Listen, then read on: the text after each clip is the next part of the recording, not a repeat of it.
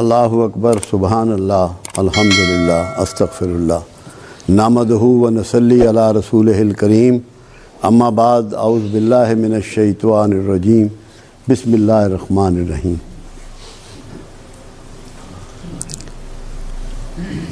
زکریا علیہ السلام کو کہا گیا کہ عمران کی بیٹی حضرت مریم کا خیال رکھا کرو، اس کی دیکھ بھال کیا کرو۔ تو آپ حضرت مریم کے حجرے میں تشریف لے جاتے اور وہاں انواع و اقسام کے بے موسمی کھانے اور پھل اور دیگر چیزیں پاتے۔ تو مریم علیہ السلام سے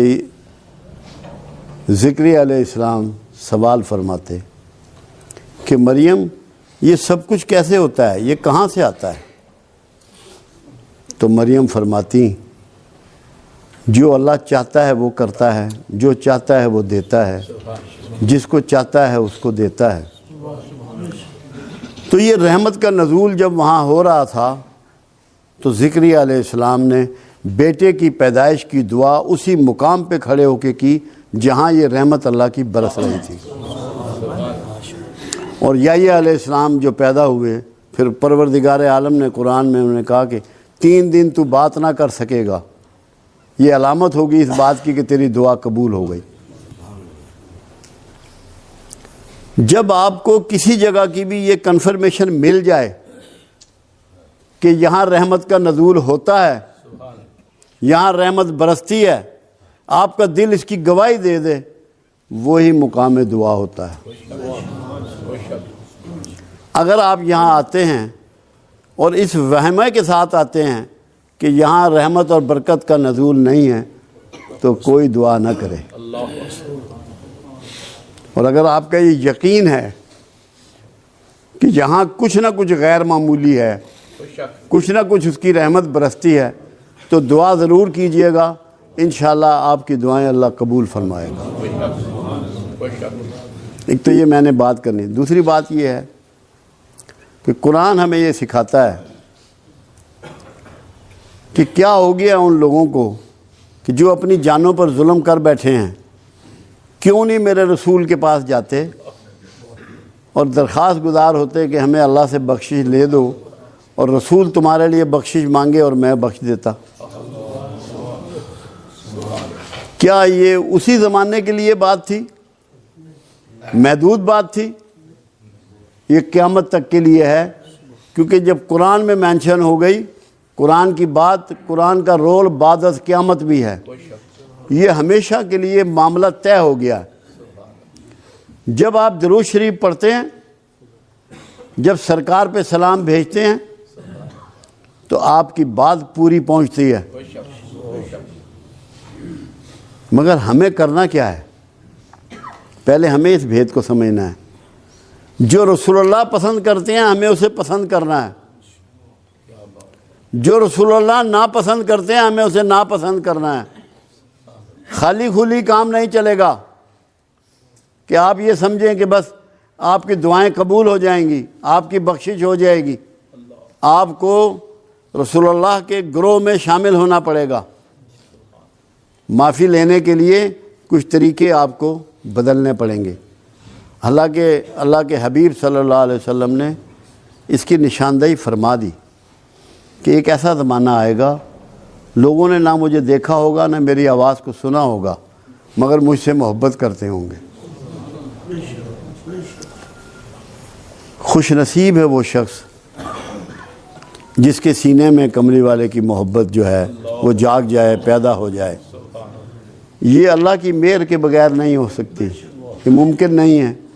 تو جب اللہ یہ مہر کر دے اور یہ پیدا ہو جائے تو اس کا مطلب یہ ہے کہ بات جو ہے وہ بن جانی ہے۔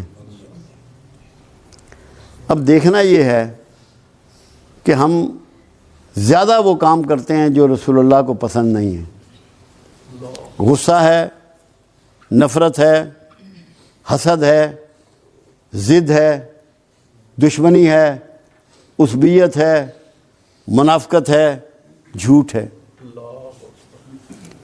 کیا یہ چیزیں عمل میں لانے کے باوجود آپ سمجھتے ہیں کہ آپ کا رسول اللہ سے گہرا تعلق ہے، پیار کا تعلق ہے؟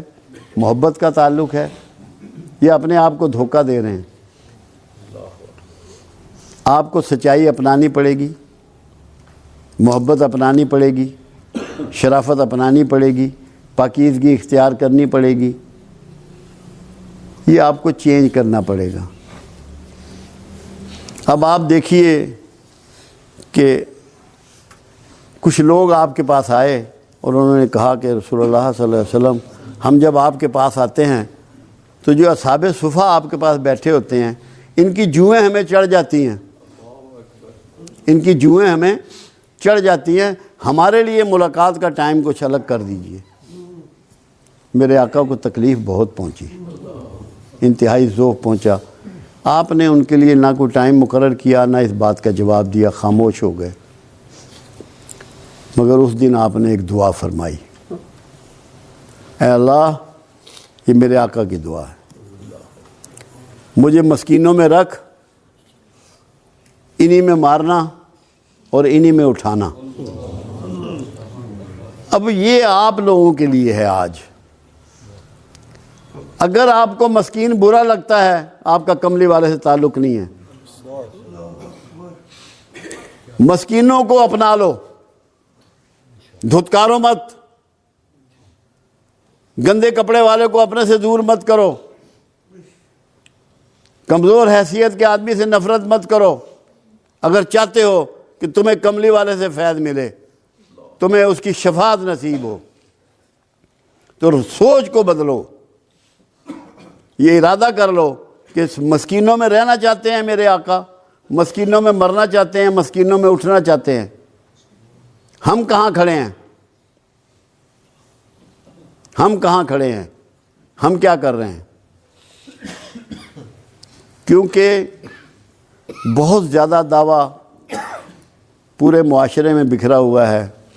ہر کوئی یہ سمجھتا ہے کہ میں رسول اللہ سے محبت کرتا ہوں، میں رسول اللہ سے عشق کرتا ہوں، مگر کیا اس کے رویے سے یہ باتیں چھلکتی ہیں؟ یہ احساس ہوتا ہے کہ میں کیا کر رہا ہوں، مجھے کیا کرنا چاہیے؟ اپنے اس سوچ کو بدلنا ہے۔ یہاں آنے کا آپ کا مقصد ہی یہ ہے، یہاں بنیادی طور پہ ہمارا سکول آف تھاٹ جو ہے وہ تصوف ہے، جو تمام اولیاء اعظام کا سلسلہ چلا آ رہا ہے، نسل در نسل چلا آ رہا ہے۔ وہ صفائی قلب کو بلیو کرتا ہے، اپنے اندر کی صفائی اس کا منشور ہے، اس کا ماٹو ہے۔ غصہ موجود ہے، نفرت موجود ہے، شدت موجود ہے، اور پھر بھی اندر محبت ہے تو کیسے ہوگی؟ محبت درد کے بغیر نہیں ہو سکتی۔ جب اللہ کے رسول صلی اللہ علیہ وسلم راتوں کے کھڑا ہو کے امت کی بخشش کی دعائیں کرتے ہیں، امت کی عافیت کی دعائیں کرتے ہیں، امت کی مغفرت کی دعائیں کرتے ہیں، کیا یہ بغیر درد کے ہے؟ کیا سینے میں سے دعا نکلتی ہے بغیر درد کے کسی کے لیے؟ کیا یہ ممکن ہے؟ کیا ڈرامہ کیا جا سکتا ہے؟ اس درد کو اپنانا ہے۔ میں آپ کو یقین دلاتا ہوں، اگر آپ کے اندر تھوڑا سا بھی درد پیدا ہو گیا، ہم قیامت کے قریب کے زمانے میں ہیں، سرکار سے دوری کے زمانے میں ہیں، تو تھوڑا سا بھی آج کا جو درد ہے نا، وہ آپ کی کائنات کو بدل ڈالے گا۔ اس کی ابتدا آپ نے اس طرح کرنی ہے کہ آج سے، ابھی سے مسکینوں کو چھاتی سے لگانا ہے، اور اس لیے لگانا ہے کہ یہ آقا کی پسند ہے۔ مسکین سرکار کی پسند ہے، جو سرکار کی پسند ہے وہ میری پسند ہے، یہ بنا لینا ہے اس کو۔ اگر یہ بن گیا، باخدا آپ سب کامیاب ہو جاؤ گے۔ میں اللہ کو گواہ کر کے کہہ رہا ہوں کہ آپ کامیاب ہو جاؤ گے۔ میں یہی تڑپتا رہتا ہوں، یہی سوچتا رہتا ہوں، دن میں بھی یہی غور کرتا رہتا ہوں کہ کس طریقے سے، دیکھیں آج سے 40 سال پیچھے جائیں، 50 سال پیچھے جائیں، ہمارے پاس اسباب بہت کم تھے، کسی کے پاس اسباب نہیں تھے اتنے، ہم سب ایک جیسے حالات کے لوگ ہیں، مگر وقت کے ساتھ ساتھ اسباب بہت بڑھ گئے، مگر اخلاق بہت گر گیا، ہم گھاٹے کے سوداگر ہو گئے، ہم گھاٹے کے سوداگر ہو گئے، کیونکہ اخلاق ہم نے کھو دیا، سامان ہم نے پا لیا۔ اللہ کے رسول نے سامان کو دھتکار دیا، پیوند والے کپڑے پہنے، گانٹھ مار کے جوتے پہنے، فاقے کیے، پیٹ پہ پتھر باندھے۔ ہم سامان کے چکر میں سارے اخلاق اور ساری محبت کملی والے کی اس سے دور چلے گئے۔ ہم نے گھاٹے کا سودا کیا۔ سوچ کو بدلیں، سامان سے مرکز کو ہٹائیں، اس دل کو اور دماغ کو اخلاق کی طرف مائل کریں، جس میں درد ہو، انسانیت ہو، شرافت ہو، احساس ہو، کسی کی خدمت ہو، کسی کی سیوا ہو، دلجوئی ہو، دلداری ہو۔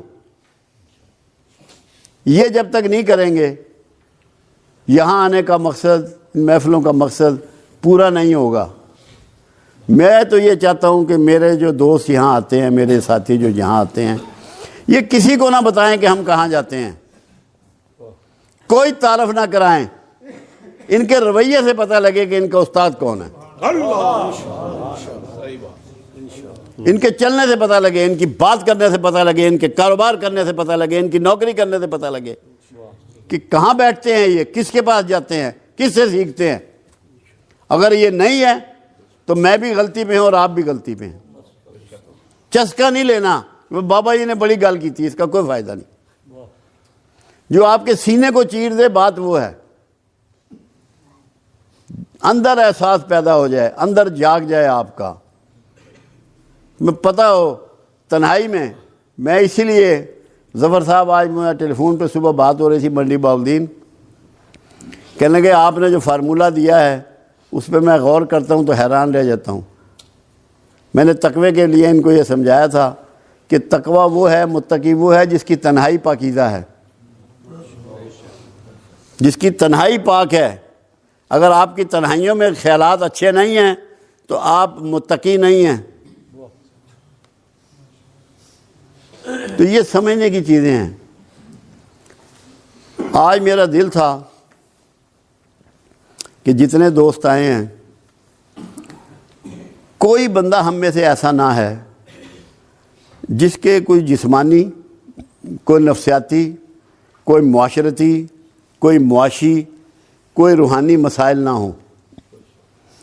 ایک تو یہ ہم قیامت کے قریب کے زمانے میں ہیں، پھر دین سے بہت دوری ہے، قرآن سے بہت دوری ہے، اچھے لوگوں سے بڑی دوری ہے۔